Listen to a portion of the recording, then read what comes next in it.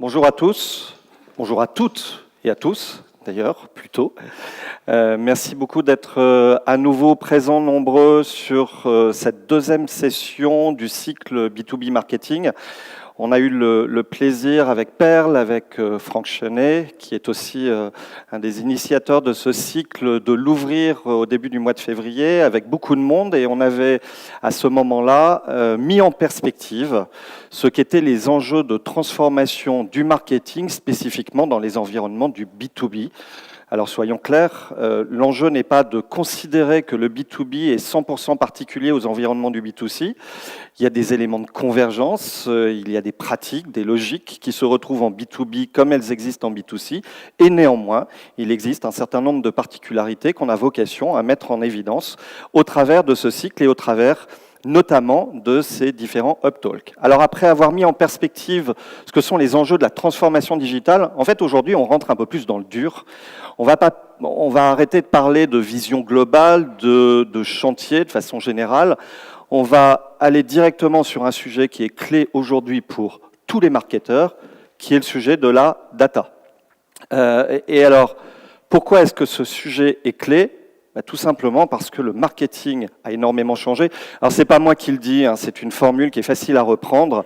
Le marketing a plus changé ces 5 dernières années que durant les 50 années précédentes. C'est une réalité. Et entre autres, la data est un des facteurs majeurs de cette transformation du marketing.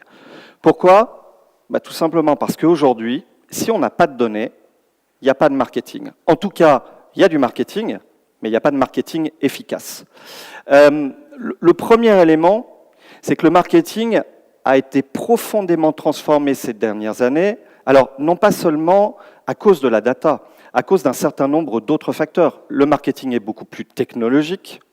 Le marketing est encore plus orienté client qu'il ne l'était avant. Le marketing est beaucoup plus conversationnel. On est face à un marketing qui est également très GAFA dépendant.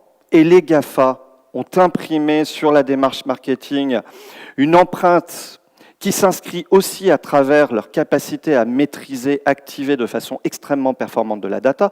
Donc toutes ces transformations alimentent une transformation globale du marketing. Et au milieu de tout ça, on le voit bien dans tout ce que je viens de vous indiquer, que ce soit sur la dimension technologique, conversationnelle, sur les environnements des GAFA, la data, elle est centrale. Et le marketing aujourd'hui, il dépasse de très très loin les enjeux simples de la communication. Aujourd'hui, le marketing, s'il veut s'inscrire comme un acteur clé de l'entreprise au global, il doit être orienté business, il doit être orienté ROI. Ça veut dire quoi ? Il doit jouer un rôle clé sur la transformation des business models des entreprises. De ce point de vue, la data est incontournable pour alimenter cette capacité à se transformer. Le deuxième enjeu, quand on dit que le marketing il est datavore, c'est que tout simplement, on est dans des environnements dans lesquels, si on ne comprend pas les cibles, si on n'écoute pas les cibles, on n'est pas capable d'être au rendez-vous d'attente, de contraintes de ces cibles qui évoluent en permanence et qui évoluent extrêmement rapidement, notamment parce que l'évolution des usages, à travers l'évolution des technologies, amène les consommateurs, amène les professionnels à modifier en profondeur leur comportement de recherche, leur comportement d'information, leur comportement d'achat. Et puis, le dernier point, si on dépasse le cadre strict du marketing, si on parle plus business model, la data, c'est aussi un catalyseur de transformation des business models. Et il ne faut jamais oublier que quand on est un professionnel du marketing, au-delà de travailler la communication, on a un rôle majeur sur l'orientation stratégique de l'entreprise, l'identification des clés à partir desquelles la proposition de valeur de l'entreprise va pouvoir évoluer. Et la data aujourd'hui, elle fait évoluer quasiment tous les marchés. Juste un exemple. En 2021, il y aura sur cette planète 380 millions d'automobiles connectés. Je n'ai pas dit autonomes, hein. Connectés. Aujourd'hui, il y a déjà plus de 100 millions d'automobiles connectés. Imaginez qu'une automobile collecte chaque mois plus d'1 milliard de gigabits de données. Ça veut dire quoi ? Ça veut dire que le business model de l'automobile, il va profondément être impacté. Il va muter. Demain, on ne sera plus un constructeur automobile si on veut être au cœur de cette industrie automobile. On sera un collecteur et un exploiteur de la data parce que l'automobile va devenir un espace connecté qui va collecter en permanence de la data et qui permettra d'inventer, d'imaginer de nouvelles interactions entre les individus et l'espace de mobilité que représente globalement l'automobile. Vous voyez à quel point, quand on parle data, on ne parle pas seulement personnalisation, même si on va en parler, on parle vraiment de choses qui impactent les business models. Alors, on peut vraiment parler de la bataille de la data. Pourquoi la bataille de la data? Déjà, tout simplement parce que la data est un enjeu de performance concurrentielle. N'oublions pas qu'un grand nombre de startups qui sont devenues des licornes, qui sont devenues aujourd'hui des acteurs majeurs, non pas dans le paysage français ou européen, mais dans le paysage mondial, se sont construits d'abord et avant tout à partir d'une maîtrise extrêmement poussée de la data. Pourquoi est-ce qu'on adore Netflix? Parce que Netflix est capable de nous pousser des contenus qui s'adaptent parfaitement à ce que nous attendons dans nos environnements de loisirs. Parce que Netflix est capable de comprendre de façon extrêmement fine au niveau mondial ce que son audience attend. Pourquoi est-ce que Airbnb surperforme dans l'univers du tourisme? Parce que Airbnb est parfaitement capable de comprendre nos attentes, nos contraintes, quand on est dans une logique de mobilité, quand on cherche à changer les idées sur un week-end durant des vacances. Ces acteurs ont démontré à quel point la maîtrise de la data était un catalyseur de leur performance. Et puis, il ne faut jamais oublier les GAFA. Les GAFA, aujourd'hui, par exemple, sont en train de changer complètement le marché des médias, le marché de la communication. Ils le disruptent, ils le modifient en profondeur. Ces changements qu'on observe dans différents marchés, en fait, aujourd'hui, globalement, on est en mesure de les observer sur n'importe quel environnement, dans n'importe quel marché.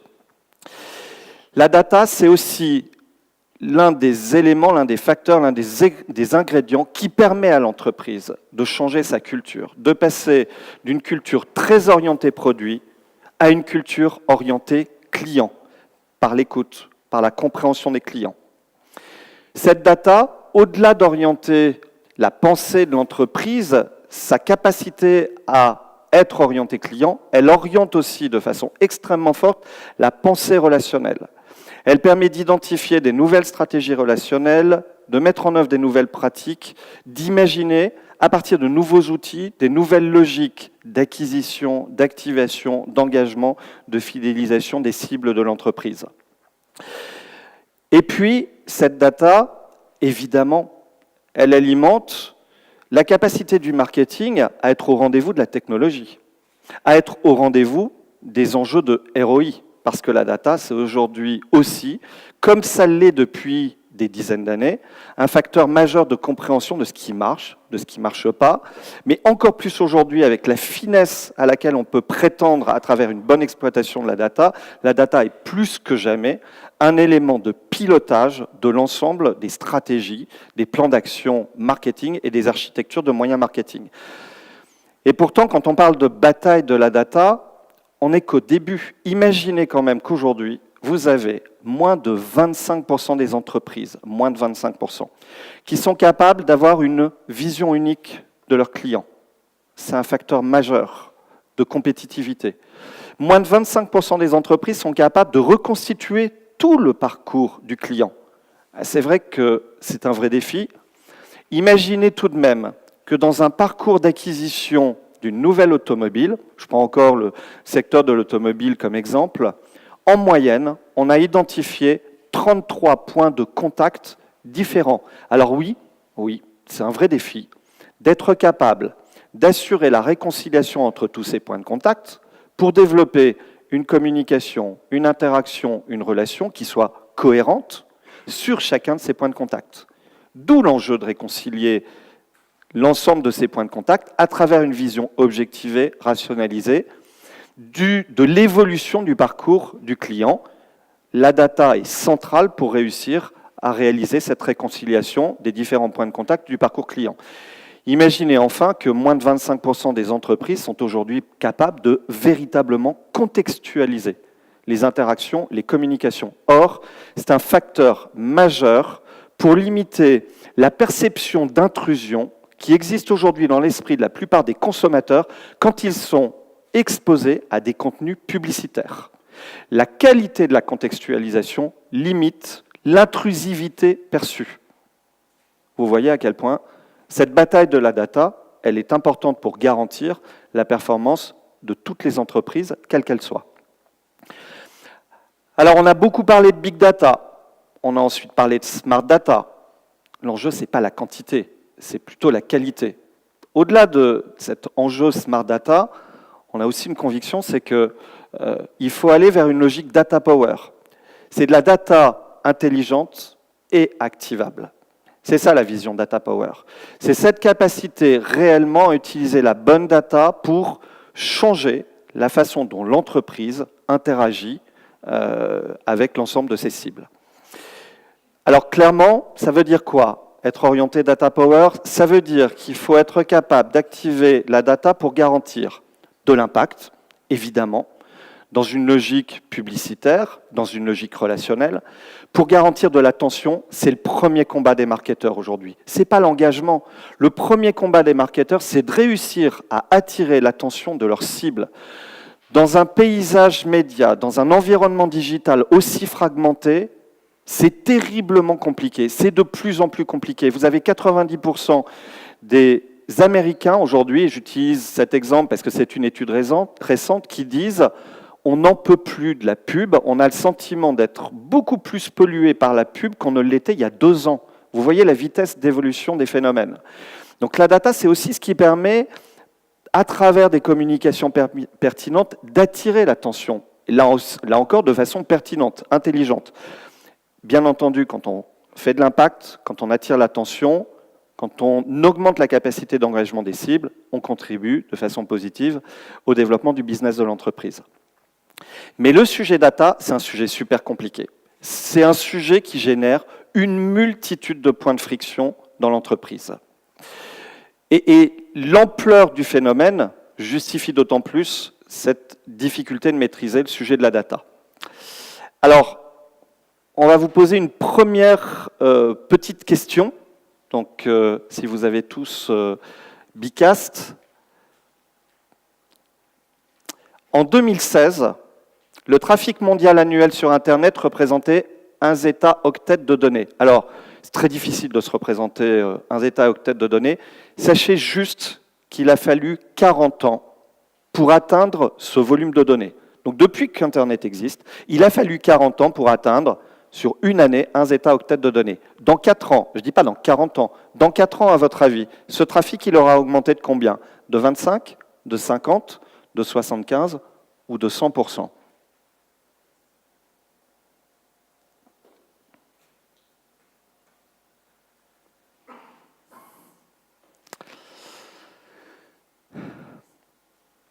Alors, c'est le 100% qui tient la corde.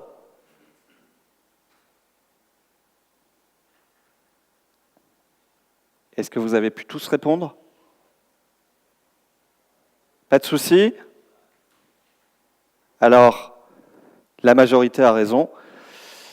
Vous êtes effectivement très optimiste, mais vous avez raison. Alors, est-ce que c'est être optimiste de considérer que le volume de données va être multiplié par 2, non pas en 40 ans, mais en 4 ans?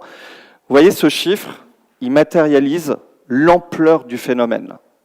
On peut réellement parler d'un tsunami de données. Soit on se fait déborder par ce tsunami de données, soit on le maîtrise. Et donc évidemment, l'enjeu c'est de le maîtriser. Alors un marketing data power, c'est quoi?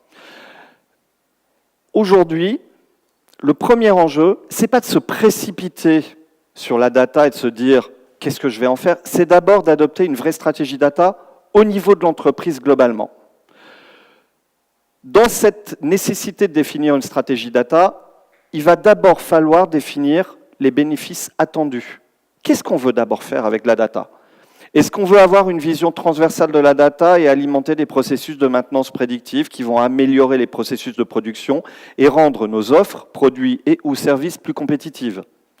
Est-ce que l'enjeu, c'est d'automatiser les tâches et par exemple d'automatiser la scénarisation des logiques relationnelles que l'on développe avec nos prospects et ou nos clients?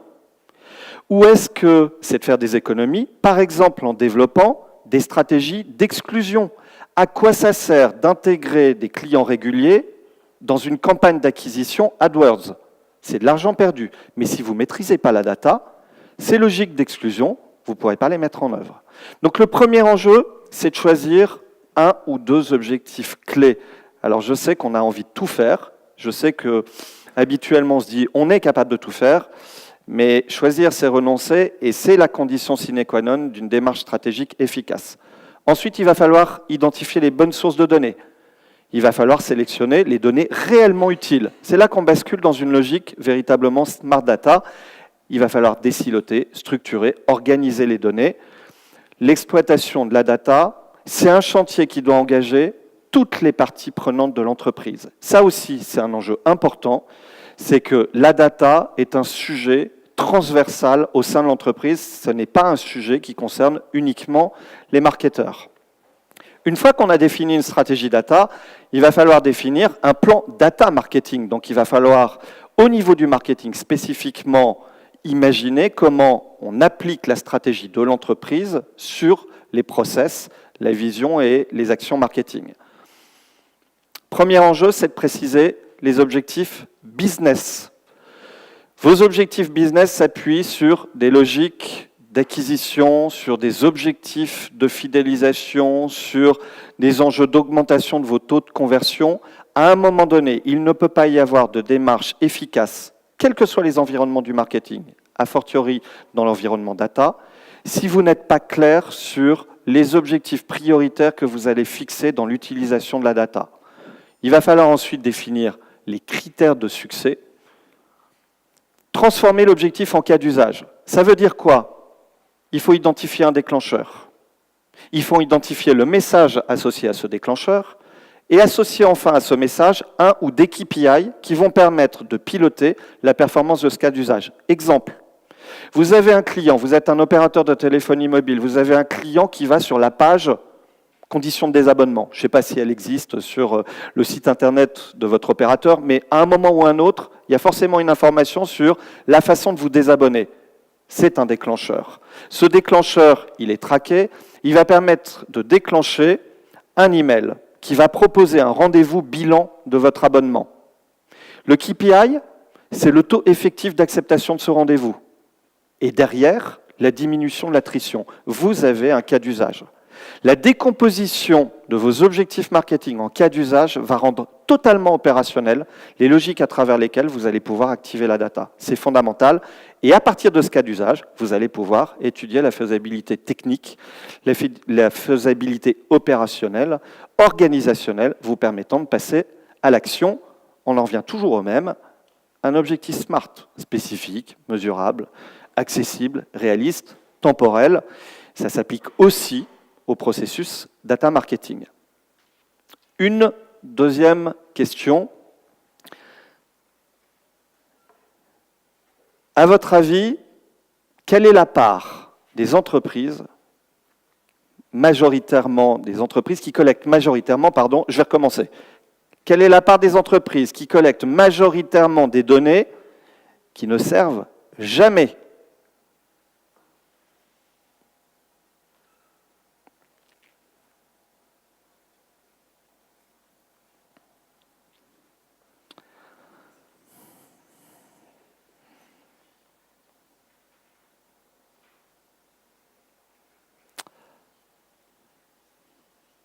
On y va. Alors, pour le coup, je vous trouve extrêmement fort. Vous êtes très mature sur le sujet data, puisque vous avez majoritairement raison.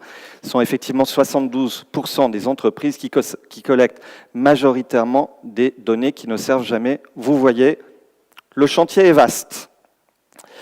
Alors, les atouts du data marketer augmenté. Je vais aller vite. Évidemment, le premier enjeu, c'est d'être capable de relever des défis d'un parcours aujourd'hui omnicanal, cross-canal, qui implique une multitude de devices, qui est cross-device. Je reviens à cette logique qui est, il n'y a pas de marketing efficace aujourd'hui qui ne soit pas capable de suivre l'intégralité du parcours client. C'est un marketing qui va être contextualisé à la fois pour alimenter une conversation intelligente entre l'entreprise, la marque et ses cibles, et scénariser la relation. Aujourd'hui, vous devez être capable de vous intéresser à vos cibles, donc de les comprendre, mais vous devez aussi et surtout être en mesure d'intéresser vos cibles. Si vous ne comprenez pas vos cibles, vous n'êtes pas capable d'intéresser vos cibles. Et puis, il ne faut jamais l'oublier quand on parle de données, c'est un sujet majeur. Il faut être respectueux des attentes réelles de les cibles. Stop à l'intrusion. Stop à l'utilisation outrancière de données personnelles qui constituent aujourd'hui un facteur de dégradation de la relation entre les individus, les consommateurs, que nous soyons nous dans nos environnements grand public, dans notre vie au quotidien ou dans nos environnements professionnels. La maîtrise de cette donnée personnelle, la responsabilité dans l'utilisation de cette donnée personnelle, elle est fondamentale. Il y a plein de points de friction. C'est la grosse difficulté aujourd'hui. C'est que on a des données qui sont le plus souvent extrêmement silotées. En moyenne, dans une entreprise, existe entre 10 et 15 environnements de données différents.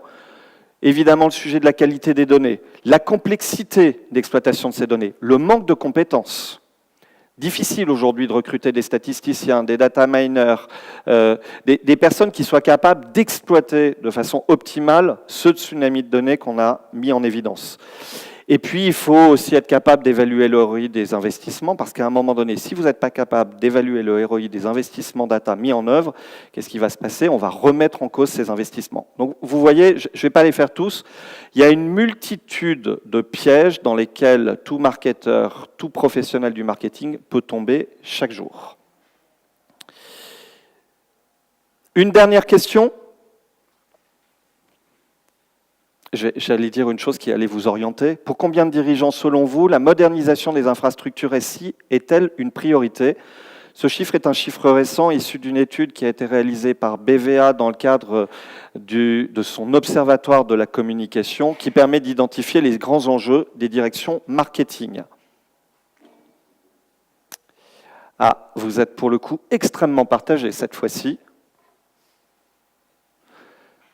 Alors, il y a une bonne nouvelle. C'est qu'aujourd'hui, 66% des dirigeants considèrent que l'investissement dans les infrastructures SI est un investissement prioritaire.